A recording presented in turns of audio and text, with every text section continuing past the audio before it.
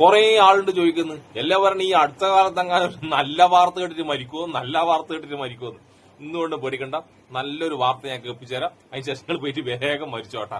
കുറച്ച് ദിവസം മുന്നേ നമ്മളെല്ലാം ഒരു വീഡിയോ കണ്ടിട്ടുണ്ടാവും. ഒരു മനുഷ്യൻ കുറച്ച് വിദ്യാർത്ഥികളെ ഓട്ടോ കയറ്റി വിടുന്നത്.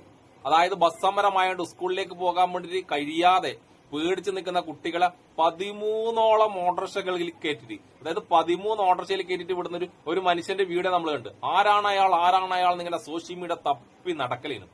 ആളെപ്പിടുത്തം കിട്ടി. പേര് സുൽഫിക്കർ അലി. മനുഷ്യത്വത്തിന്റെ പേരാണ് സുൽഫിക്കർ അലി. നമുക്ക് ആദ്യം അതിന്റെ ഒരു ചെറിയൊരു ക്ലിപ്പ് കാണാം.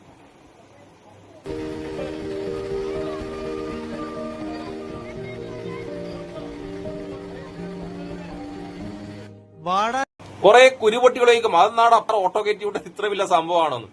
ഈ കെട്ടകാലത്ത് കുരുപൊട്ടികളെ അതൊക്കെ ഒരു വലിയ സംഭവമാണ്, അതൊക്കെ ഒരു നന്മയാണ്. നിങ്ങൾക്കത് ചെറുതായിരിക്കും, നമുക്കതൊരു ചെറിയ വലിയൊരു നന്മയാണ്. ഇനി നമുക്ക് ഇതിന്റെ വാർത്തയിലേക്ക് കടക്കാം. ആരാണ് സുൽഫിക്കർ അലി, എന്തിനാണ് സുൽഫിക്കർ അലി ഇത് ചെയ്തത്, എന്തൊക്കെയാണ് കാര്യങ്ങളെന്ന് വ്യക്തമായിട്ടുള്ള ഒരു വാർത്തയിലേക്ക് നമുക്ക് കടക്കാം. രാവിലെ മുതൽ നമ്മൾ കൊടിയ പീഡനത്തിന്റെയും മരണത്തിന്റെയും അപകടത്തിന്റെയും ഒക്കെ വാർത്തകളാണ്. പ്രതീക്ഷ നൽകുന്ന ഒന്നുമില്ലേ എന്ന് പ്രേക്ഷകർ ചോദിക്കാറുണ്ട്. കാണുക. റോഡ് അറ്റകുറ്റപ്പണിയെ തുടർന്ന് സ്വകാര്യ ബസ് സർവീസ് താൽക്കാലികമായി നിർത്തിവെച്ചതോടെ പെരുവഴിയിലായ വിദ്യാർത്ഥികളെ ഓട്ടോ വിളിച്ച് സ്കൂളിലെത്തിച്ച് ഒരാൾ. സ്വന്തം കയ്യിൽ നിന്ന് പണം മുടക്കി 13 ഓട്ടോറിക്ഷകൾ വിളിച്ച് കുട്ടികൾക്ക് യാത്രയൊരുക്കിയ ആ മനുഷ്യന്റെ പേര് സുൽഫിക്കർ അലി എന്നാണ്. പാലക്കാട് ഓങ്ങല്ലൂർ സ്വദേശിയായ സുൽഫിക്കർ അലിയുടെ നല്ല ഇടപെടലിന്റെ കഥ കാണുക.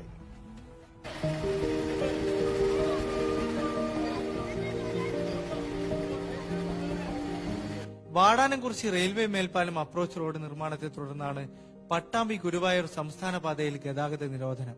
ബസ്സെല്ലാം റൂട്ട് മാറ്റി തിരിച്ചുവിട്ടതോടെ റെയിൽവേ ഗേറ്റിനടുത്ത് സ്കൂൾ വിദ്യാർത്ഥികൾ പ്രയാസത്തിലായി. സ്കൂൾ വരെ ദൂരം 10 കിലോമീറ്റർ. കുട്ടികളുടെ പ്രയാസം നേരിട്ട് കണ്ടതോടെയായിരുന്നു സുൽഫിക്കറിന്റെ ഇടപെടൽ. ഇപ്പൊ ഞാൻ 7ാം ക്ലാസ് മുസ്തിയോട് ആ പഠിക്കാത്തതിന്റെ വിഷമം ഇപ്പോഴാണ് എനിക്ക് മനസ്സിലാവുന്നത്.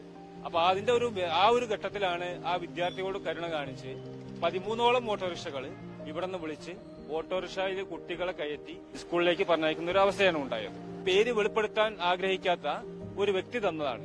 1500 രൂപ ആ വ്യക്തി എന്റെ കയ്യിൽ തന്നു. ആ പൈസ ഇതിനോട് വിനിയോഗിച്ചിട്ട് ബാക്കി വല്ലതും ഉണ്ടെങ്കിൽ കയ്യിൽ വെച്ചോ എന്ന് പറയുകയും ചെയ്തു. നിത്യരോഗിയായ സുൽഫിക്കറിന്റെ ഏക വരുമാനം ഭാര്യ സഫിയയുടെ താൽക്കാലിക ജോലി മാത്രം. ഈ മാസത്തെ വീട്ടുവാടക കൊടുത്തിട്ടില്ല. പക്ഷെ ഭർത്താവിന്റെ നല്ല പ്രവൃത്തിക്ക് കൈയടിക്കുകയാണ് സഫിയ. ഇത് ഏറ്റവും വലിയ സന്തോഷം. കാരണം ഞങ്ങൾക്ക് മക്കളില്ലാത്ത വിഷമം, മറ്റു മക്കളെ ബുദ്ധിമുട്ട് അനുഭവം നമ്മളെ മക്കളും ഈ സമയത്തുണ്ടെങ്കിൽ ഇതുപോലെ ഒരു ബുദ്ധിമുട്ട് അനുഭവിക്കുകയാണെന്ന് അറിയാലോ.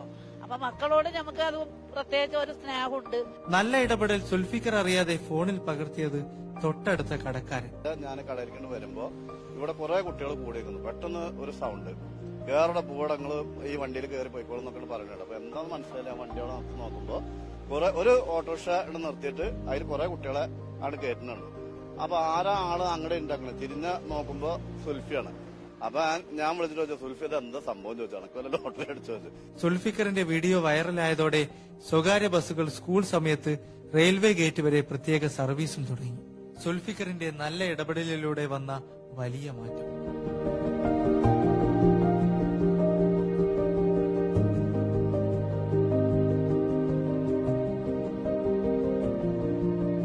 എന്തൊരു മനുഷ്യനല്ലേ. പാലക്കാട് നിന്നും ഹാത്തിഫ് മുഹമ്മദ്, ഏഷ്യാനെറ്റ് ന്യൂസ്.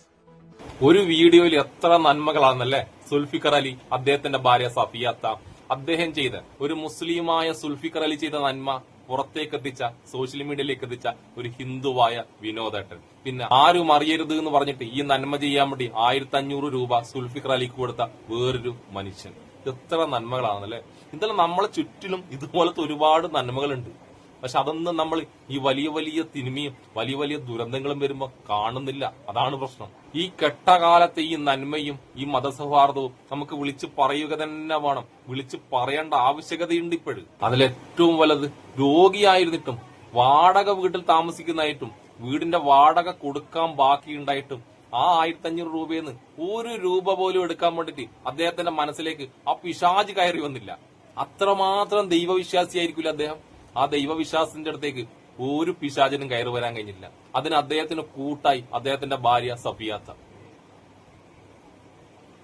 എന്റെ ഭർത്താവ് എന്ത് ചെയ്താലും അത് നന്മക്കാണെന്ന് അറിയുന്ന ഒരു നല്ല ഭാര്യ. ഇതൊക്കെ ഈ കെട്ടകാലത്തെ നല്ല കാഴ്ചകളാണ് കേട്ടാ.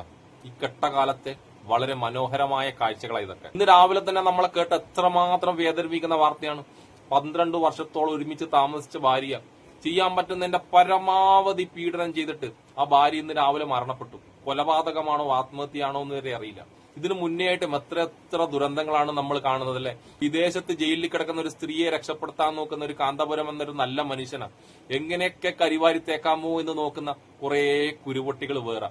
എങ്ങനെയും ആ നിമിഷപ്രിയൻ ഇവിടെ എങ്ങാനും കാന്തപുരം കൊണ്ടുവന്നാല് കാന്തപുരത്തിന് ക്രെഡിറ്റ് എടുക്കുന്നു, കാന്തപുരത്തിന് നല്ലൊരു പേര് വരുമെന്നുള്ള പേടിയിൽ ആ നിമിഷപ്രിയെ എങ്ങനെയെങ്കിലും അവിടെ തന്നെ കൊല്ലണം എന്ന് വിചാരിക്കുന്ന കുറെ പിശാചുക്കള്, ഭാര്യമാരെ കൊല്ലുന്ന കുറെ പിശാചുക്കള്, സ്വന്തം ഭർത്താവിനെ പൊന്നുപോലെ നോക്കുന്ന ഭർത്താവിനെ വിട്ട് വേറൊരുത്തന്റെ പരം പോകുന്ന കുറെ പിശാചുക്കള്, സ്വന്തം മക്കളെ കൊല്ലുന്ന പിശാചുക്കള്, അമ്മയെ കൊല്ലുന്ന പിശാചുക്കള്, അച്ഛനെ കൊല്ലുന്ന പിശാചുക്കള്. അങ്ങനെ പിശാചുക്കളെ കൊണ്ട് നിറഞ്ഞ ഈ ലോകത്ത് ഇതുപോലെയുള്ള കുറച്ച് നല്ല മനുഷ്യർ, നല്ല മനസ്സുള്ള മനുഷ്യർ, നല്ല മനുഷ്യത്വമുള്ള മനുഷ്യർ ഈ ഭൂമിയിൽ ഇന്നും ജീവിച്ചിരിക്കുന്നത് കൊണ്ട് മാത്രമാണ് ഈ ഭൂമി ഇപ്പോഴും അവസാനിക്കാതെ നിൽക്കുന്നത്. ഇതുപോലെയുള്ള മനുഷ്യത്വത്തിന്റെ വാർത്തകൾ എന്നും നമുക്ക് കേൾക്കാൻ ഇടയാകട്ടെ. നമ്മുടെ എല്ലാം ഓരോ സുപ്രഭാതങ്ങളും ഇതുപോലെയുള്ള നന്മയുള്ള വാർത്തകൾ കേട്ടിട്ടാകട്ടെ എന്ന് പ്രാർത്ഥിക്കാം. സുൽഫിക്കർ അലി എന്നുള്ളത് വെറും ഒരു പേരല്ല, അതൊരു നന്മയാണ്, ഒരു മനുഷ്യത്വമാണ്. കേരളം എന്നും മുറുകെ പിടിച്ചിട്ടുള്ള നന്മയുടെ പല പല പേരുകളിൽ ഒന്നാണ്